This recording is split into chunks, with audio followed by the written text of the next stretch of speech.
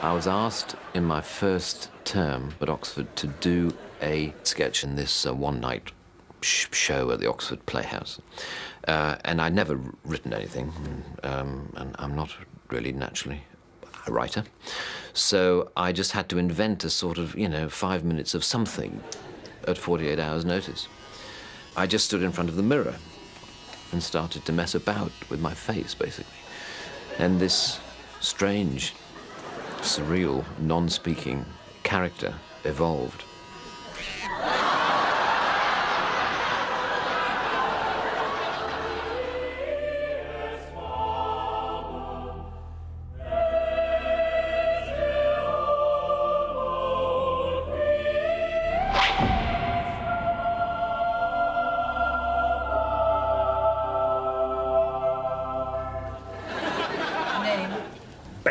Mr. Bean is the name given to the skin that Rowan can put on to be funny.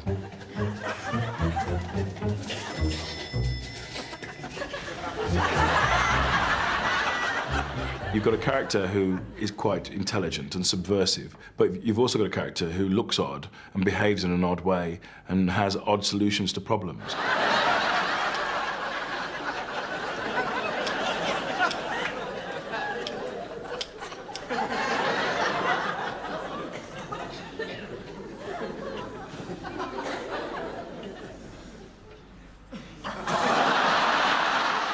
Mr. Bean is an anarchist, unintentionally, I guess, though. He's not trying to create chaos, and he's just trying to make his own life work. You like a dried house wine, sir?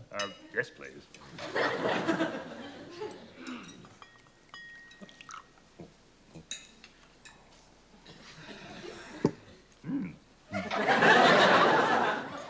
No. I'm driving.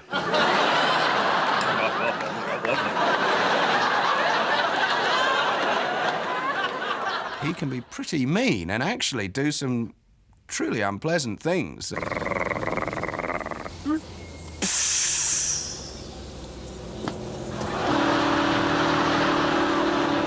He's just able to make something out of nothing, and his physical humor, what he does with that face.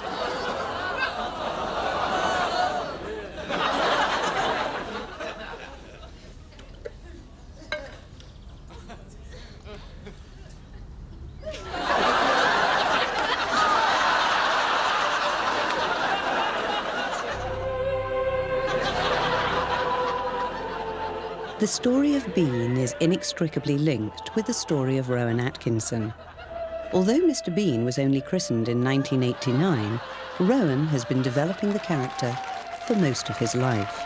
Whenever we try to think of Mr. Bean and how he will react or would react in certain situations that we're thinking of putting him in, I always imagine him as a 9-year-old boy. That's how I always see him. They're sort of anarchists at heart, really, and I think that's what Mr. Bean is. He's an anarchist. He'll obey the rules as long as they suit him.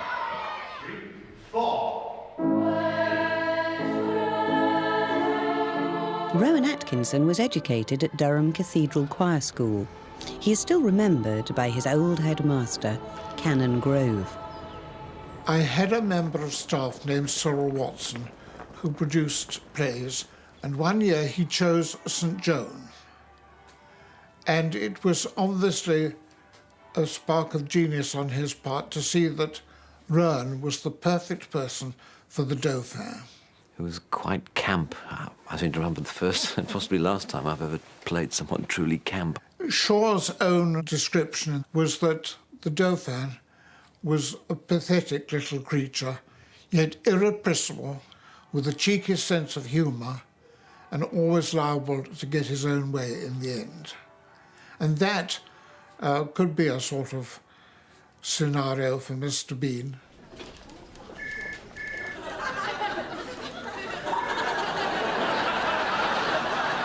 What the hell do you think you're doing? Pinching my bottom in a hospital queue.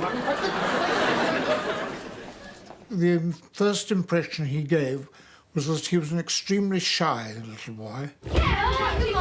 Though he did say that he had begun his sort of career by being taken by the boys down into the change room and asked to make funny faces for them. I seem to remember standing up in the changing rooms when I was 10 or 11 or something and putting on a performance.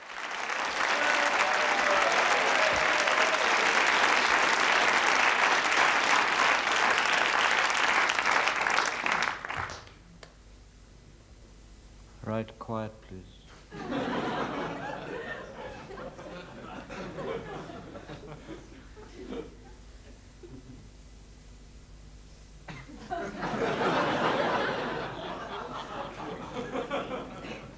Ainsley, Babcock, Bland, Cart Horse, Dint, Ellsworth Beast Major. I think it's very likely that the funny faces were myself and my colleagues. Jones M, Orifice, Sediment and Under Manager. See me afterwards. Most of you, of course, didn't write nearly enough. Dint, your answer was unreadable. Put it away, Plectrum.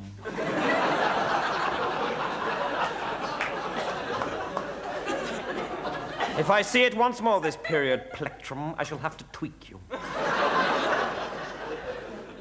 Don't sulk, boy, for God's sake. Has Matron seen those boils?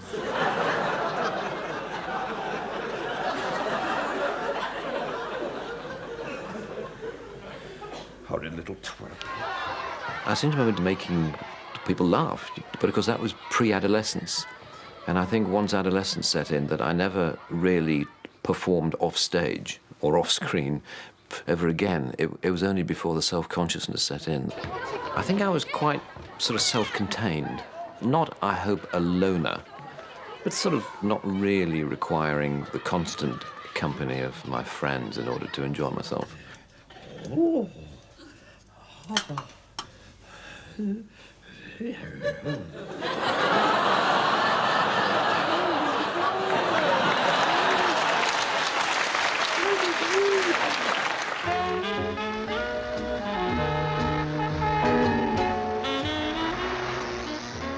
My interest in visual comedy was based on discovering a film by Jacques Tati called Monsieur Hulot's Holiday, which I discovered when I was in the sixth form at school because I was the projectionist. And myself and a friend were in charge of that operation, and it enabled us to sort of leaf through film catalogues and order whatever films came into our minds.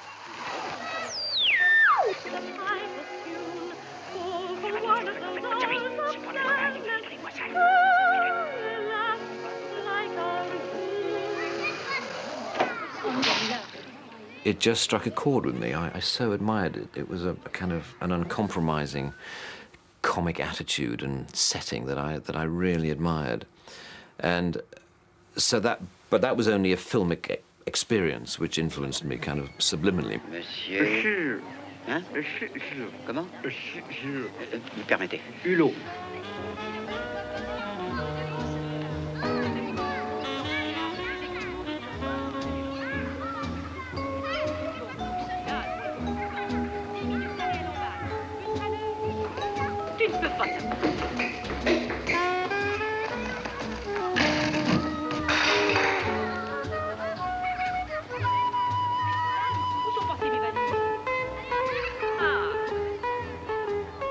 It was something that I forgot about, really, for the 3 years I was at Newcastle University, from where I went to Oxford University. And it was there, really, that it sort of returned. My background and my natural inclinations were fairly northern. And suddenly I was in this very sort of cultured, more sort of southern environment. And, you know, and I was working with, you know, all my friends, if you like, who were reading classics and English and French literature. I was the only one reading engineering science. When I first met him, he was nervous. And he was odd. I mean, there was a lot of sort of nervousness about being around women generally, which, of course, is fantastically endearing. Ah, Lorraine. Morning, Robert.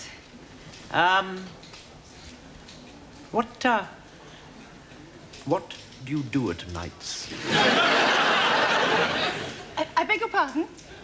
Do You eat at night? Or what? Well, as a rule, yes. Aha! Yes. Yes. Well, yes, well, I do, actually. I quite often go to a pub on my way home. But tonight I thought I'd really splash out on something a lot better. Go somewhere really nice. Oh. Would you like me to join you? No, don't trouble yourself. No, it'll be, yes? Yes, would that be okay? In his very first term at Oxford, Rowan had a fortuitous meeting with a student comedy writer. I saw this little advert in the university newspaper saying we're thinking of getting a comedy review together, you know, meetings at University College at a certain time. So I thought I'd beetle along because I felt as though I had an interest. And Richard was there. Yes, Rowan and I met at a tiny scriptwriters conference in a Don's room. In the summer of 1976. And I remember he was very bright, very talkative, which I wasn't. Because he was very quiet. He didn't say anything for the entire 2-hour meeting. But he kind of made up for whatever contribution I was lacking from me. And then finally one day, we were asked whether we had anything we wanted to put into the review that we were going to do. And Rose stood up in the room and performed these 2 sketches that he'd worked out, which were replete with such flagrant genius. Unfortunately, it was the first time we heard him speak. They were completely wonderful. The Oxford Playhouse provided a showcase where Rowan performed much of his early material, with Richard as the straight man. At the centre of the Elizabethan world sits the king. Upon the character of the king depends the plot, and so there are many different kinds of king. The benign king. The benign king with a physical defect.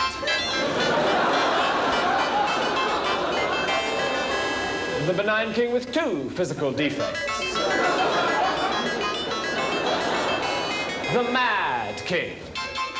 Somebody who saw one of these early shows was BBC producer John Lloyd. It was not like any review that I had ever seen partly because of Richard Curtis's genius. The lateral jumps it made in terms of subject matter, it would always just start, you know, and often very surreal and rather European, like a sort of strange. He used to describe them as Czechoslovakian cartoons, where this little man would come on and be chased around the stage by a spotlight with the music of a clarinet playing. It didn't obey any of the rules of student sketch writing. It didn't appear to be like anything else. It wasn't like what we were all doing at the time as Monty Python sketches.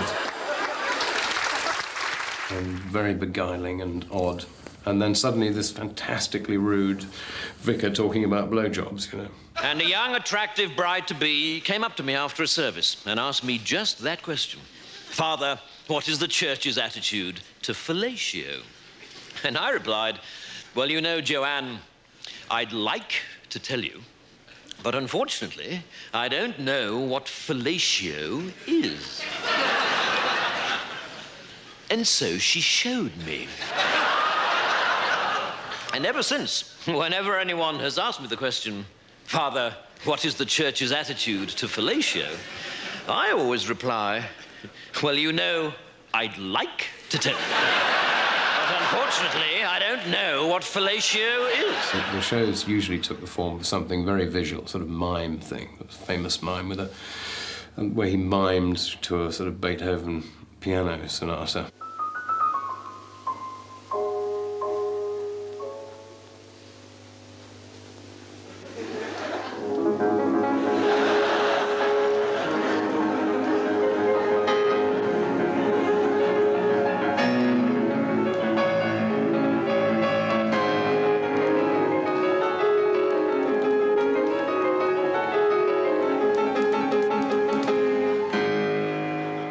Another of Rowan's long-term collaborators is composer Howard Goodall. He is very musical, and we've always done a lot of musical sketches on the stage show, which is probably why I've been more involved than musical directors normally are in a comedy show. He did one where he was a concert pianist playing Beethoven, he did one as a conductor, he did a AC/DC guitar mime, and he did a thing called drumming, which we worked on together.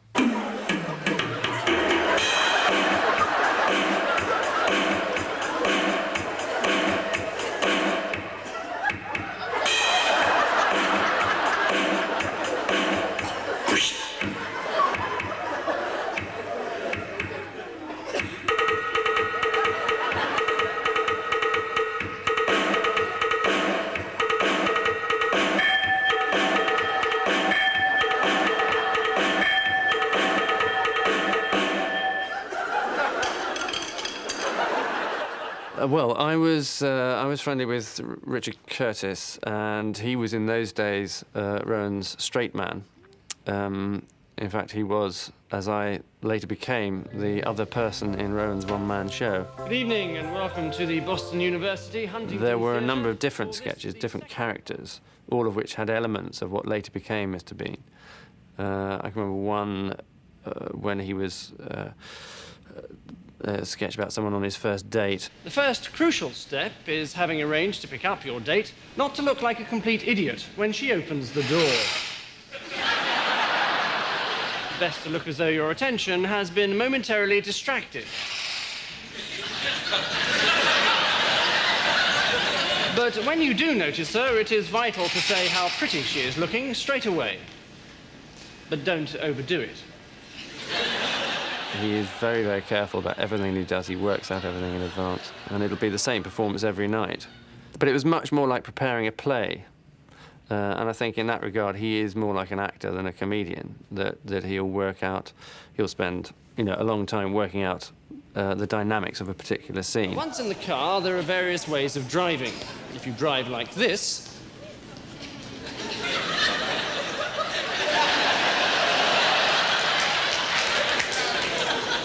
you might lose her respect. If you drive like this... And there was a TV show called Canned Laughter, which he did very shortly after leaving Oxford. And there, if you look at the character, you can see how it's gradually forming. Hi, Lorraine. He ties you up a lot. Oh, my God, look at the tide. Help! Help! Help! Help! Why do you think he does that joke?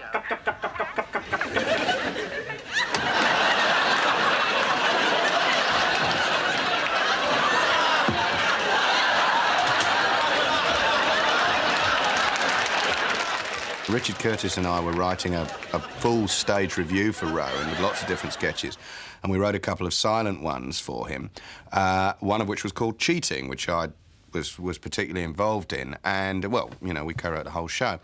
And that later became a Mr. Bean sketch. It didn't change, really, at all. It's just that we didn't actually call it Mr. Bean at the time. I think what he did is to take elements of those different characters and package them together.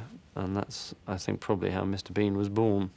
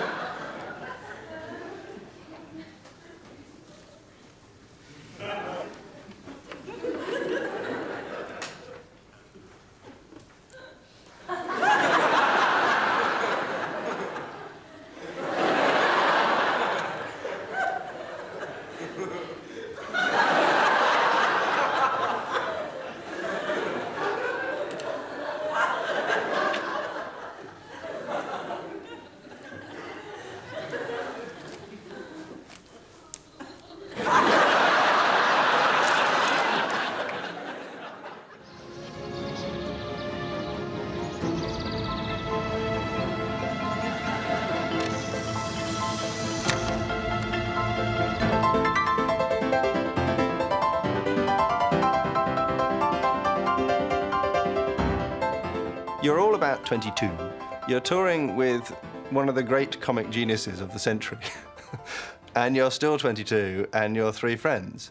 So how do you handle that? Because obviously the minute Rowan walks on stage, he has 5,000 people or 3,000 people in the palm of his hand. And it's an extraordinary gift, and we don't really discuss it very much, but that's what's happening. Hello. It's nice to see you all here. Now, as the more perceptive of you have probably realized by now, this is hell. And I am the devil. Good evening. But you can call me Toby, if you like. We try to keep things informal here, as well as infernal. That's just a little joke of mine. I tell it every time. Now, murderers. Murderers, over here, please. Thank you. Looters and pillagers, over here. Thieves, if you could join them. And lawyers. You're in that lot. Villains are always more fun to play than good guys. That's a well-known fact. I enjoy characters who have a vindictiveness in them. I always have done it. In the end, it's just more fun. There was a very funny moment when I first sent him the script of the tall guy, and the character that he eventually played was at that point called Rowan Atkinson, just as a joke. And he rang me up and asked me which part I wanted him to play. It was somewhat based on his real life, I guess, experiences with Richard Curtis, who wrote The Tall Guy, brilliant man that he is, and funny script that it is, and because he played something of the same part in Rowan's one-man show.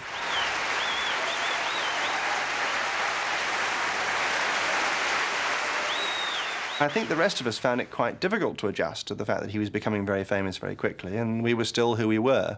And this was way before Richard had become a well-known writer in his own right, so I think there was quite a lot of adjustment to be done in terms of that. And I think, especially for Rowan, difficult for him to adjust as his friends were always wondering whether he was going to buy the meal or not. The only thing in which Rowe was naughty during the stage show is he did have a lot of trouble describing it as anything but a one-man show. I remember saying to him once, pointing at the poster which said Rowan Atkinson in his one-man show, and saying, "Don't you think that poster's slightly strange?" And he said, "Oh yes, that typeface should be in green and not yellow." So I thought, well, I won't push it.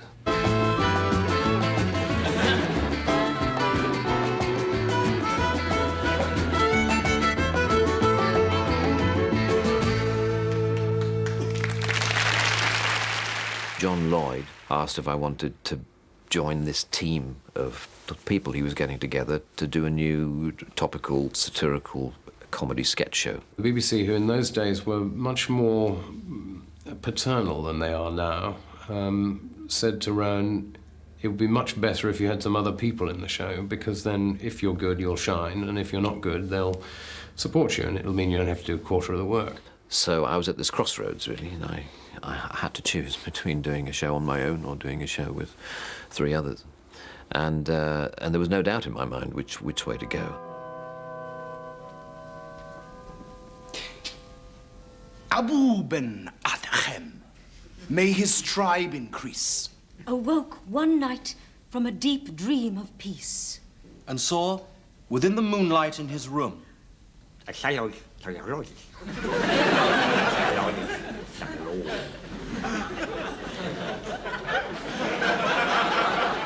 and to the presence in his room, he said, "What writest thou?" The vision raised its head, and with a look made of all sweet accord, answered, It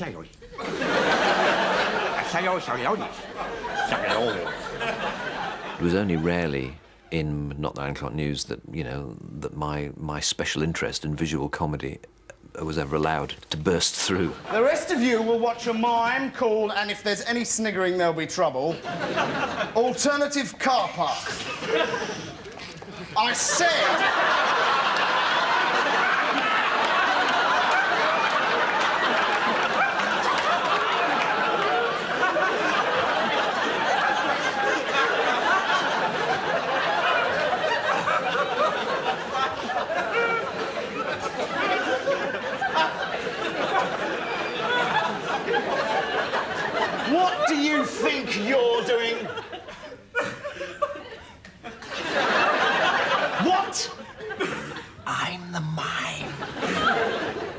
Well, why didn't you say so?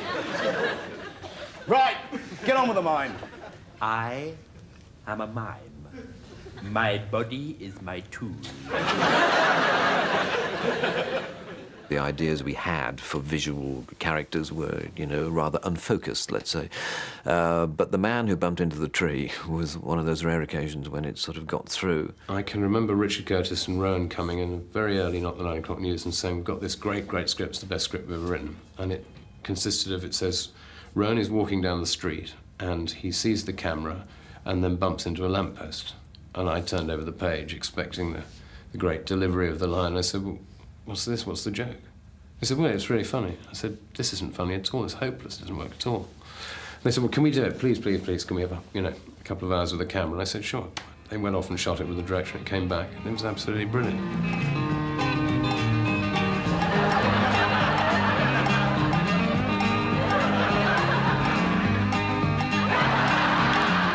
It's that shock that you've been working comedy for 5, 6, 7 years, and somebody comes along and says, there's another way of doing this.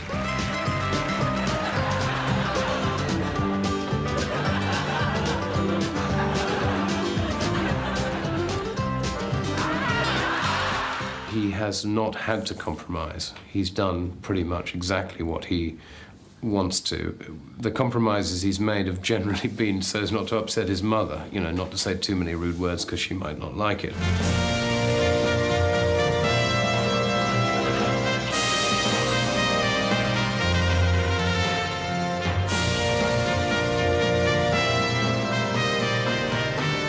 It started off as being something completely different about bicycle thieves in North London, and over time it developed into a medieval sitcom. So how it went down that road, I don't know. I seek information about a wise woman. The wise woman. The wise woman. Yes, the wise woman. 2 things, my lord, must ye know of the wise woman. Yes? First, she is a woman. And second, she is... Wise? You do know her, then? No, just a wild stab in the dark, which is incidentally what you'll be getting if you don't start being a bit more helpful. I delighted in Blackadder in those very long, ornate things, you know, Baldric, that's the most disgusting thing I've seen. Since Cardinal Wolsey got his knob out at Hampton Court and stood at the end of the passage pretending to be a door. Oh, shut up, Balders. You'd laugh at a Shakespeare comedy. The Blackadders were very complicated by the end, it has to be said, because there were, you know, 6 or 7 people working in a room, all of whom were capable on their own of developing entire projects, attempting to squeeze all their creative energy into a 2-dimensional situation comedy. Permission to sing boisterously, sir. If you must. Row, row, row your punt gently down the stream. Belts off, trousers down, isn't life a scream?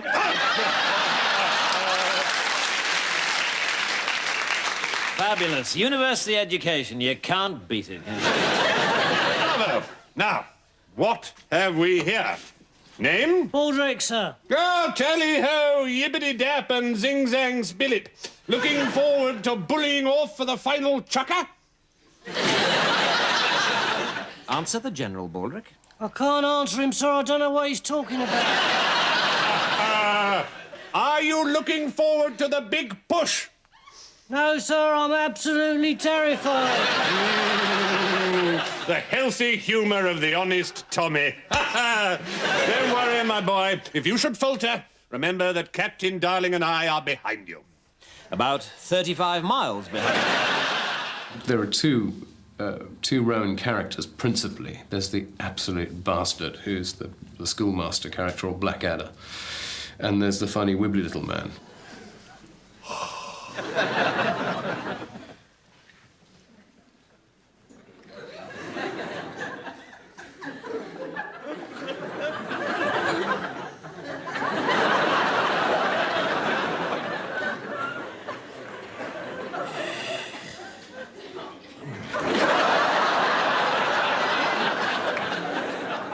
who's actually an utter bastard as well. They're both bastards.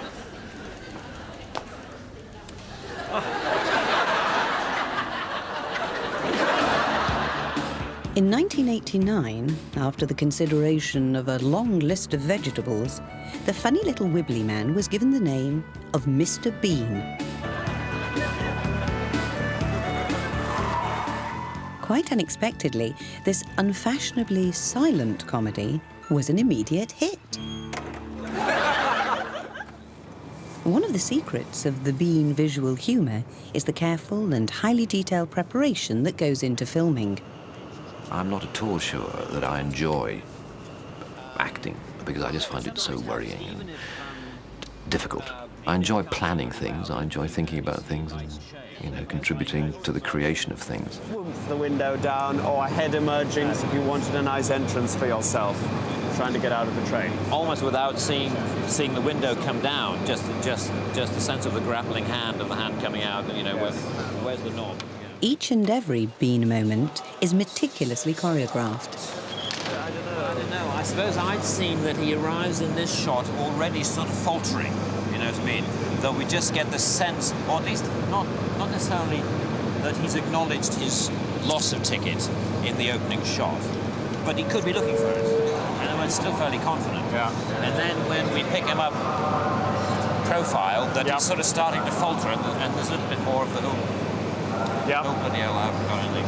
If this angle works best, that's lovely. The change of direction, if you see what I mean. I'm always aware that of any 10 suggestions I might come up with, 3 or 4 or 5, maybe along the same lines that he's thinking. But I'm always unnerved by the fact that on almost all the other occasions, he's so far ahead that I then have to choose between, you know, open-mouthed admiration or a very quick recovery, where I say, yes, I felt something similar would probably do very well, and then scuttle off and try and get to the cameraman before he does. This bag could do with being 6 inches longer. 6 inches longer? Yeah, I think so. How fast can you go?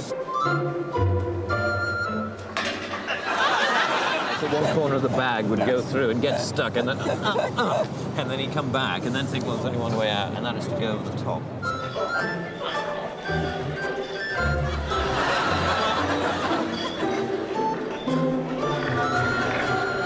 The co-writer, Robin Driscoll, collaborates with Rowan on the improvisation of Bean. Might be nice tea bag, you know, if you do a bit of a caterpillar and you get up and you think, well, freedom's inside. So you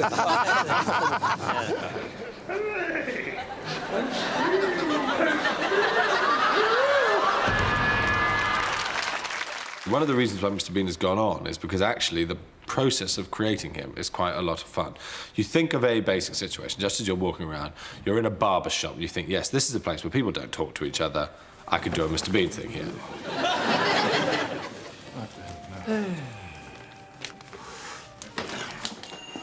Susie!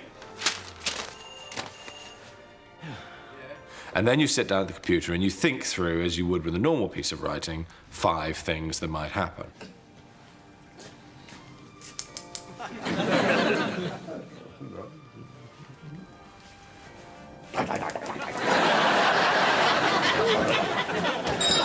Sorry, look, can I just leave Jamie here with you for a moment? I mean, I've left my purse in the shop back there. But just give him a good haircut, will you? Be good, Jamie. Sorry to stop, but I have a feeling that if this happened, that Bean would, or at least some, you know, normal people would say, hang on a minute, he'll be back in a second and I'm first. You know what I mean? But they'd be, because in the end, the real barber's only 10 yards that way. So he would, I'm not sure he would immediately presume to take on the role of the barber unless he had an extra kick.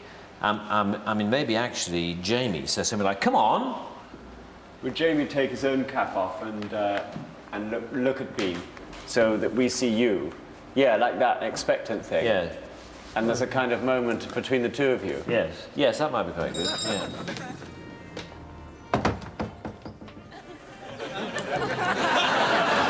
Yes, that's quite. Yes, that's quite good. Yes, exactly. Good. Yeah, that might be all I need.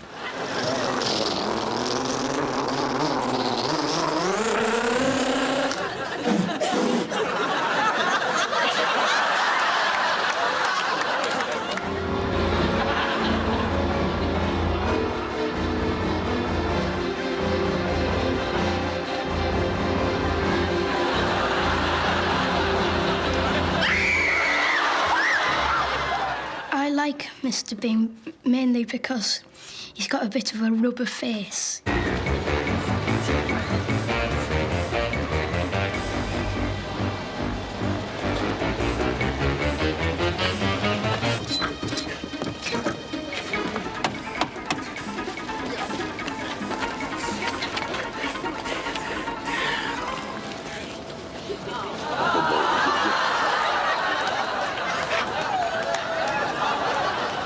Blue 3 and 2, 32. And blue 3 and 5, 35. Blue 3 and 7, 37. White 6, 0, 9, 60. Yellow 2 and 5, 25. White 5 and 4, 54. Yellow 2 and 3, 23. Green anywhere around 69.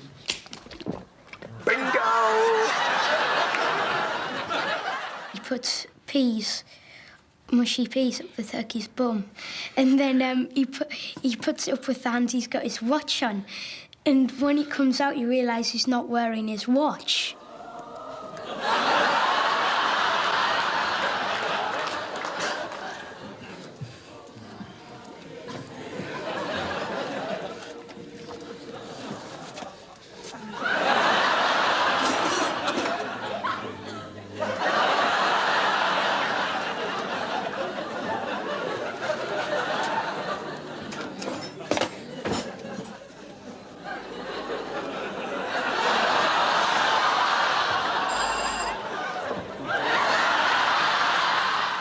The turkey on his head, and when his girlfriend comes, they find out.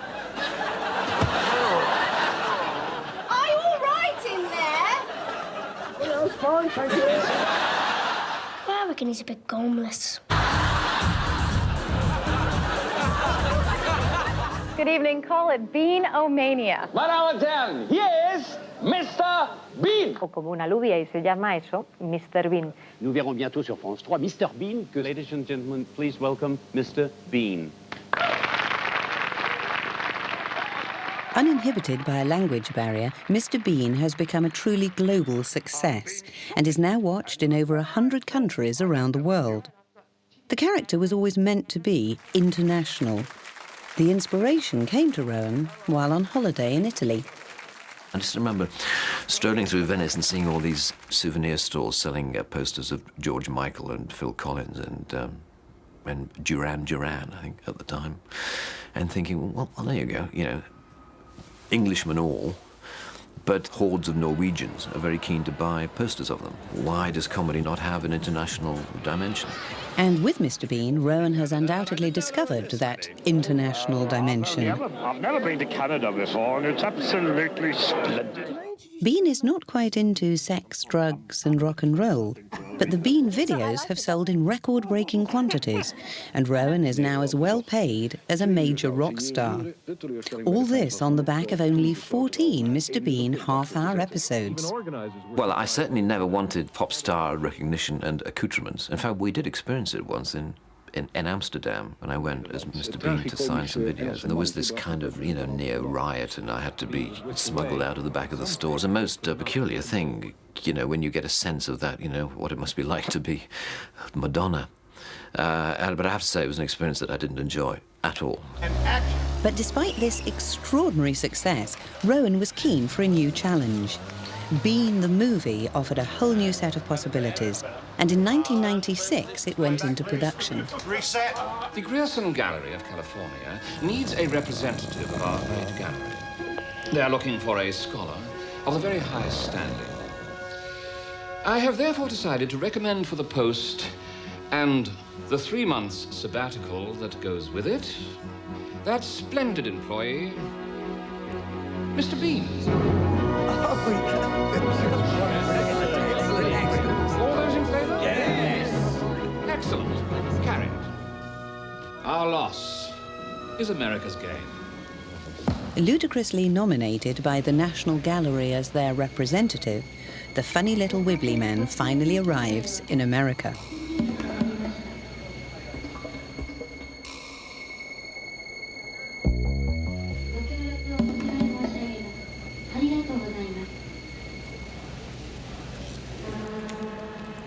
gets a bit of a warm reception at Los Angeles airport and immediately gets on the wrong side of the police.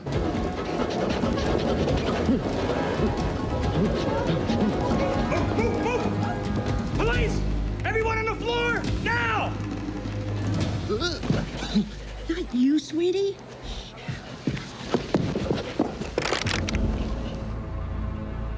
The structure and narrative of a film, if you're aiming to make it any kind of success, has got to be so different to that of a half-hour television program. It is a huge leap to make.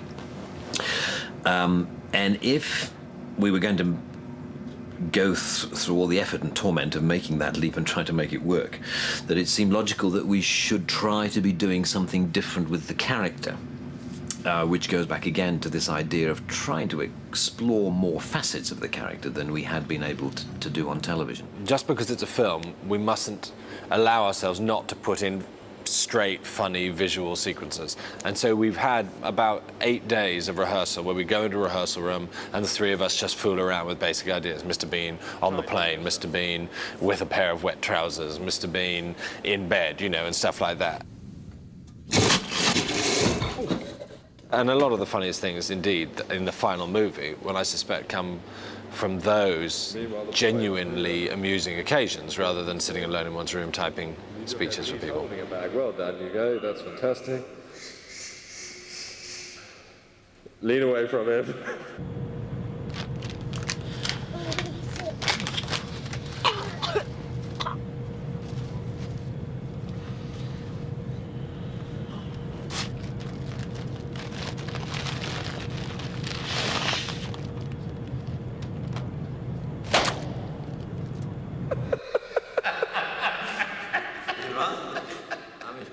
Rowan has always been more comfortable working within a close circle of collaborators, and Mel Smith, director of The Tall Guy and co-star of Not the 9 O'Clock News, was an obvious choice to direct the Bean movie. In the TV programmes, there are no real consequences to what he does. I mean, there are consequences in the short term, within the 10-minute sketch or whatever it may be, to the people who are in the vicinity. The interesting thing about doing a film is that there are real consequences in our story. And what he does actually impacts on other people. Are you feeling lucky, punk? Here? In our house for 2 months? Oh, David, what, suddenly there's no hotels in Los Angeles? Okay, there's no need to get excited here. I just thought, you know, this is the Royal National Gallery of England's top man. I thought it'd be very exciting to have around, to learn from and talk to. And So do we know anything about our new best friend? No, I think they might have mentioned it if he was a notorious serial killer. He's a genius, huh? That's what they tell me. Well, it looks like a fruitcake to me.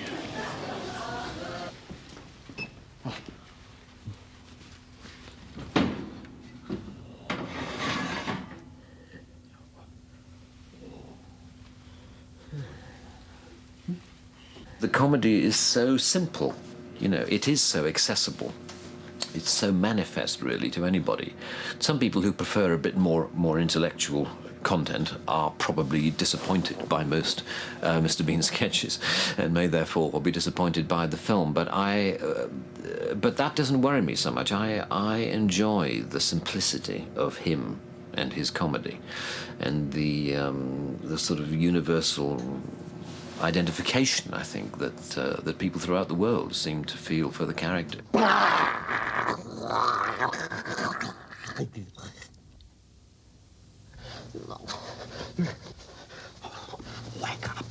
Wake up. I don't know what to say about Bean.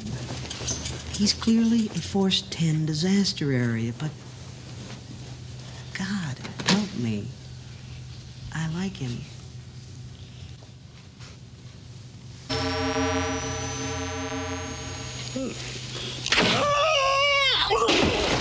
I mean, quite a lot of Bean is very extreme, but quite a lot of the stuff that I like the most is when he's just sitting in a chair in a dentist's waiting room with sort of nothing much going on, and just watching him and how he bides his time always amuses me greatly.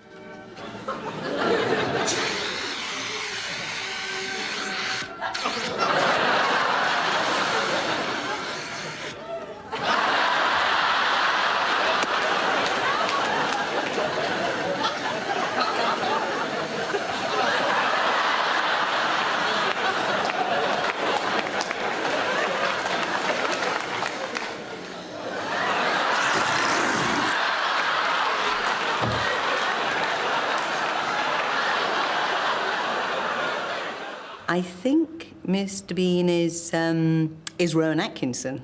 I mean, I've sort of seen him be that person in his own life. So I think, you know, they're not that far apart. If you're going to present a situation visually, I think the character or the personality that you create in order to present visual comedy comes from very deep within you. It's very identifiable as a part of you, which leads to my theory that actually that you have only one truly good and convincing visual comedy character within you. Nobody has more than one.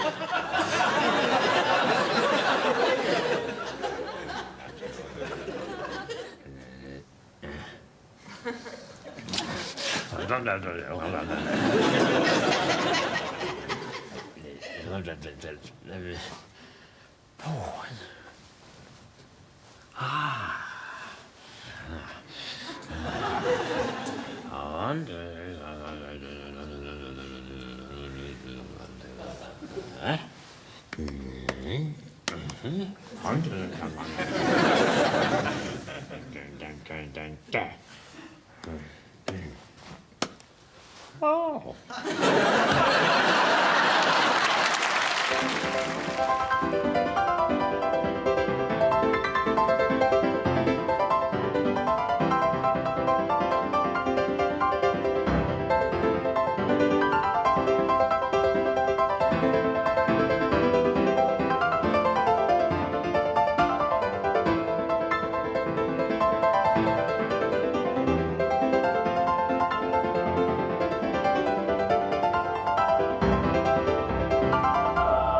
I sometimes speculate about where I'd be now if I hadn't, you know, decided to take that plunge and write to those agents and take it seriously, and whether I'd be, you know, in some small research laboratory near Swindon doing amateur dramatics every 3 months.